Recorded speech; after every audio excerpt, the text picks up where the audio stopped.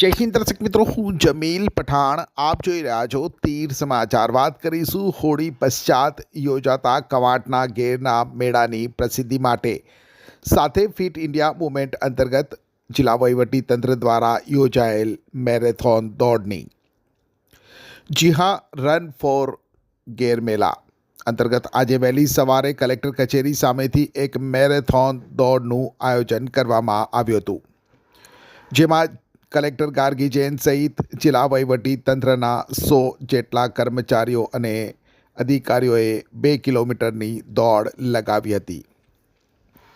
આમ તો ગેરનો મેળો એ વિશ્વવિખ્યાત છે જ, પરંતુ ગુજરાતના આદિવાસીઓની સંસ્કૃતિ અને પરંપરાની ઝાંખી કરાવતા ગેરના મેળાને રાષ્ટ્રીય કક્ષાએ ઉજાગર કરવા જિલ્લા વહીવટી તંત્ર દ્વારા આ વખતે વિશેષ આયોજન કરવામાં આવ્યું છે. સ્થાનિક સંસ્કૃતિ અને પરંપરાને યથાવત રાખીને, એટલે કે ગેરના મેળાને મહાલતાલ લોકોને ડિસ્ટર્બ કર્યા વિના આ મેળાને રાષ્ટ્રીય કક્ષાના મેળાઓની શૃંખલાઓમાં મૂકવાનો એક કહી શકાય કે અનોખો પ્રયાસ કરવામાં આવી રહ્યો છે. 16મી માર્ચના રોજ યોજાનાર ગેર મેળાની પ્રસિદ્ધિ પ્રચાર પ્રસાર માટે મેળામાં અને મેળા પૂર્વે વિવિધ કાર્યક્રમોના કરાયેલ આયોજન અંતર્ગત આજે વહેલી સવારે રન ફોર ગેર મેળાનું આયોજન કરવામાં આવ્યું હતું.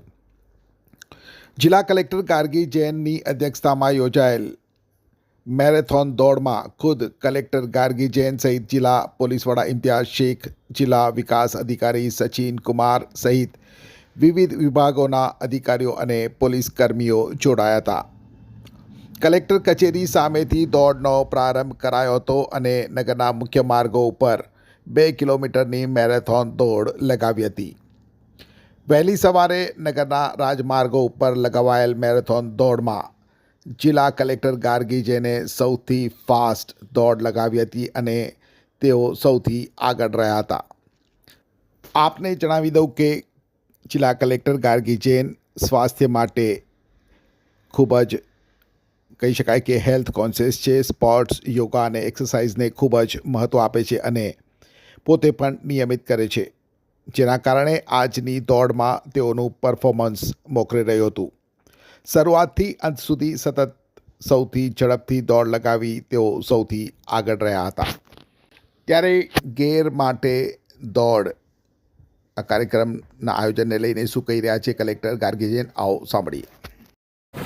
આપણે બધા જાણીએ છીએ 16મી માર્ચ ગેરના મેળાના આયોજન છે કવાંટ ખાતે. તો એના બધા લોકોને ખબર પડે કે ગેરના મેળા આપણે 16મી તારીખે આયોજીએ અને શું છે એમાં. એટલા માટે અમે જિલ્લા વહીવટીતંત્ર તરફથી એક ગેર માટે દોડના આયોજન આજે કર્યા છે, જેમાં અરાઉન્ડ 100 લોકો રન કર્યા છે. 2 કિલોમીટરની રન હતી. તો એનાથી આપણે બે ફાયદો થશે. એક તો લોકોને ખબર પડશે ગેરના મેળાની, અને બીજા આપણે ફિટ ઇન્ડિયા મૂવમેન્ટની જે બધા લોકો વાત કરે છે એના માટે પણ બધાને મોટિવેટ કરીએ. Thank you. स्वच्छ भारत का इरादा कर लिया हमने, देश से अपने ये वादा कर लिया हमने. स्वच्छ भारत का इरादा कर लिया हमने, देश से अपने ये वादा कर लिया हमने. છોટાઉદેપુર સહિત રાજ્ય, દેશ અને દુનિયાના સમાચાર જોવા માટે સબસ્ક્રાઇબ કરો તીર સમાચાર અને બેલ આઇકોન જરૂર દબાવો.